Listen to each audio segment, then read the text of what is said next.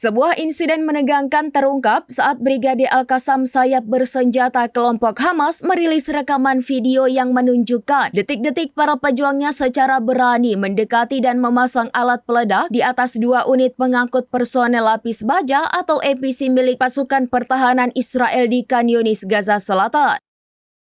Serangan presisi ini terjadi pada Sabtu 26 Juli waktu setempat, dilaporkan menewaskan 3 tentara IDF termasuk seorang perwira. Rekaman yang dirilis Al-Qassam menyuguhkan adegan mencekam di mana para pejuang Hamas terlihat bergerak cepat dan tanpa terdeteksi untuk menempelkan bom pada kendaraan lapis baja tersebut. Momen krusial ini menunjukkan koordinasi tinggi dan keberanian di tengah potensi bahaya.